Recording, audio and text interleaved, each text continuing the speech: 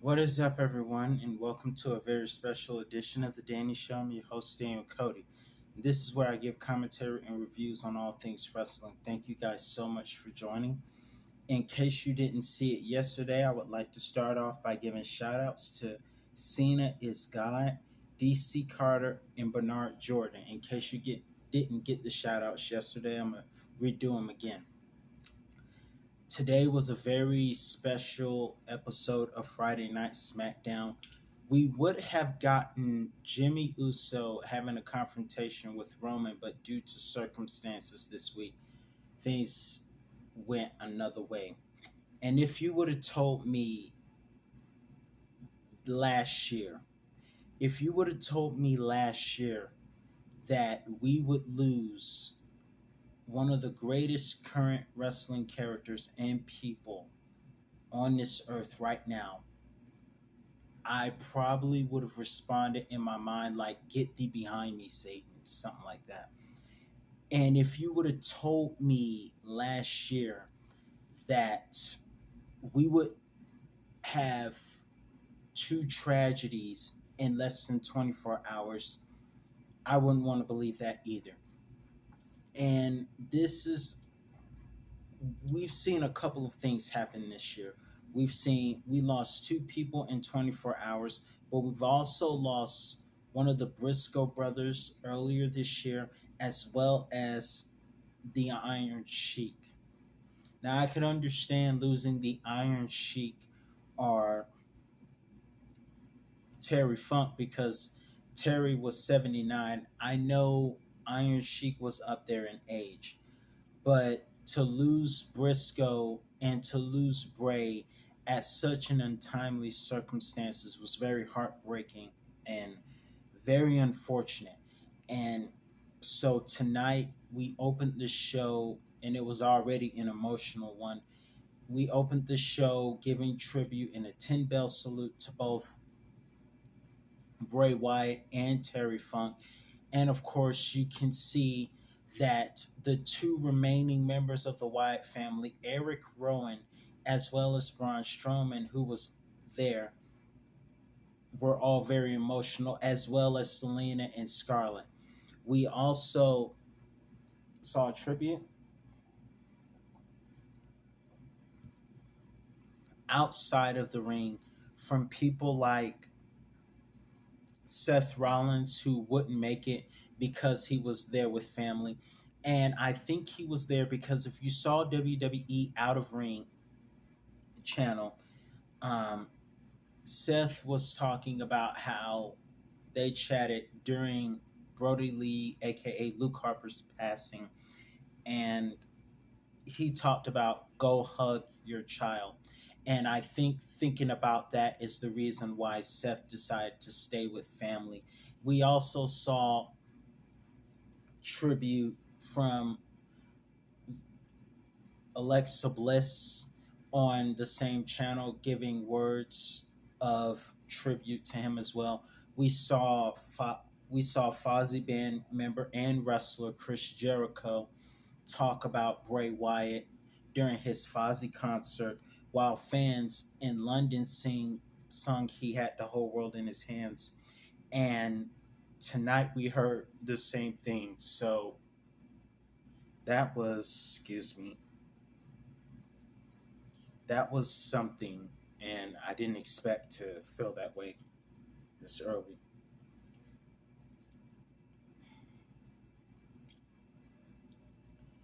S- Excuse me. We saw a lot tonight, and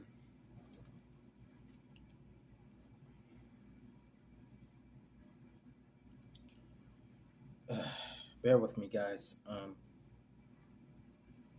So obviously we had the excuse me.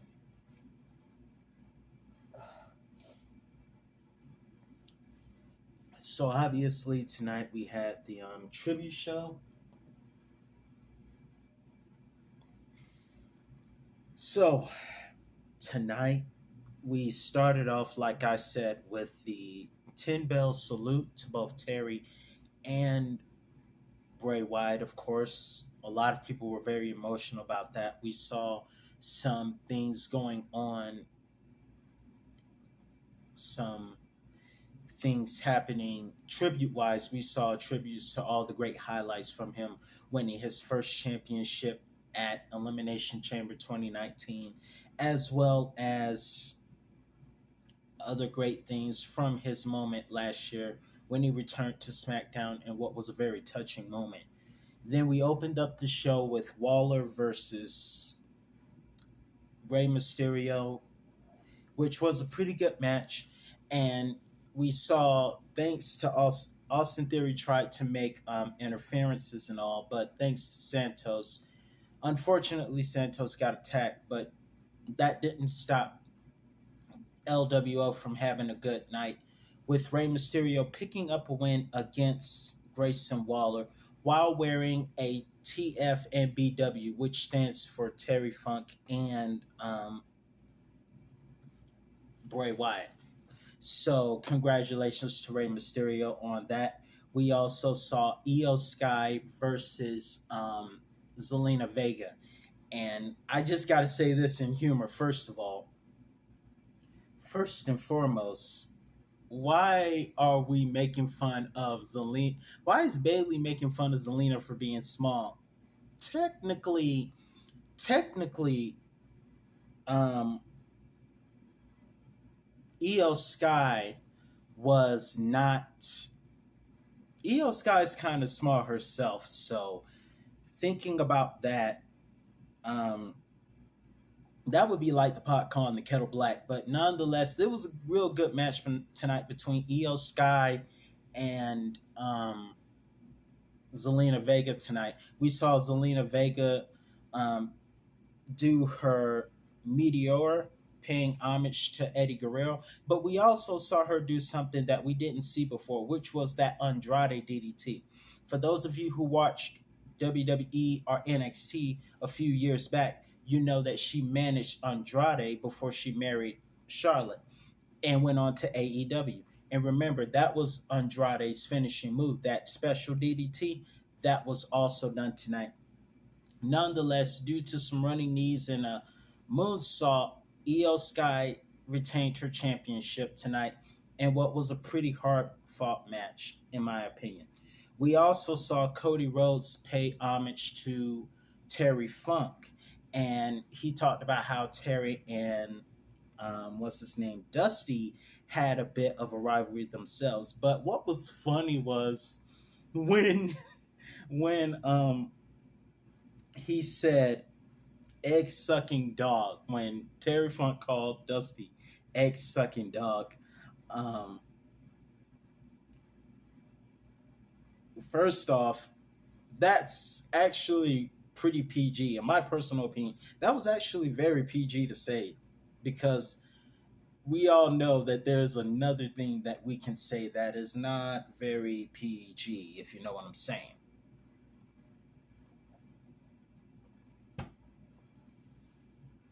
So after the promo tributing Terry Funk, we had a tag team match, a Terry Funk hardcore match. I will say this: This was a PG version of a Terry Funk tag team match, because when you think of Terry Funk matches or hardcore matches, they're not very PG. The stuff I saw coming up when I thought of hardcore matches, none of them were PG. I think about Edge versus Mick Foley, hardcore match, WrestleMania 22, not PG at all. I thought about the tag team match between the Dudleys versus the Sandman and Tommy at One Night Stand '05. Not That was extreme. That was hardcore. This was more of a no DQ kind of thing because WWE technically is PG, but I have to say that finishing was pretty good. And also, we also learned that don't bump into Bobby Lashley, even if it is an accident. Be careful. But at least fans got what they wanted because they wanted tables and they got tables tonight. So that's a good thing. And it was a revelation finisher through a table that will win the match for the Street Profits. I can't really tell if the Street Profits are heels or tweeners, as some people may call them. I don't know. But it's interesting. But let's get into this main event. First of all, excellent promo by LA Knight. Yeah. And that promo that he cut on the Miz was fire. First things first, when he stated two amazing facts. The first one being that yes, he Miz brags about being champion many years ago, but I myself have said that the only reason that the Undertaker versus Triple H was not the main event was because The Rock was the wild card of WrestleMania 27. Plus, if we're talking about WrestleMania 27, I think we know where Roman Reigns gets the missionary Baptist reference because we also saw John Cena do a missionary Baptist church like entrance for WrestleMania in my former hometown of Atlanta.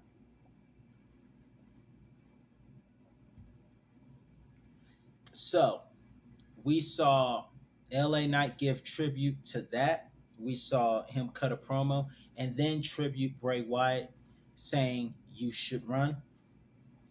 Then went on to have a great match with Finn Balor. One thing the commentators point out that was really good was that we saw This match was between two men who knew Bray Wyatt pretty well, two signature opponents of Bray Wyatt.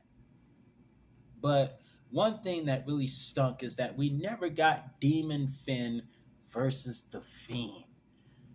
That would have been awesome. I don't know if it's still up, but I did a review on top 10 fantasy Hell in a Cell matches where I put the Fiend versus Demon Finn in a Hell in a Cell match, one of my top 10 Hell in a Cell fantasy matches. So be sure to check that out. But tonight was a great one. And eventually, LA Knight would win, which would build his momentum, getting a big win against former Universal and NXT champion Finn Balor. And as we closed the show out, we closed it with the lantern in the middle of the ring with "Thank you, Bray" chants and everyone saying he's got the whole world in his hands. One of his signature songs. So, wasn't first off, I wasn't expecting to get very emotional at the beginning, and I don't get emotional like that often. But this night was something, and I send my deepest condolences to his family, to his children, because he had kids. And that's the part that made me feel, even LA Knight said that was the part that really got him, was the fact that he had children. We saw tributes from so many people, from The Rock, Triple H. One of the greatest things I'm very appreciative of is that, and I know LA Knight appreciates this too. One of the things I'm very grateful of is that in the same city where we will have WrestleMania next year was at Raw 30th anniversary. we got to see the Undertaker, who was at the One Dead Man show in Kentucky. We saw Undertaker and Bray Wyatt have a moment in the same ring, and it feels like yesterday that happened. And today we got to see all those great moments, from moments with Cena and all, with Mr. McMahon backstage, as well as Triple H. So my deepest condolences are with his father and his family that he leaves behind. My deepest condolences are with Terry Funk and the family. And and with all of that, as you can see, the closest I could wear to black was this in this time right now. But my deepest condolences to them at this time.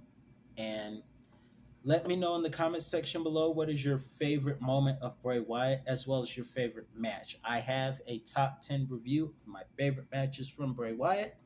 Let me know in the comment section below, what was your all-time favorite, because for me, the House of Horror does it for me. But let me know, what was your favorite moment, and what do you think about this review. Be sure to like, comment, and subscribe, and I'll see you guys another time with another review on all things wrestling. And I'm about to turn the lights down and celebrate some of the best moments of Bray Wyatt. Peace out, folks. And remember, until next time, let him in.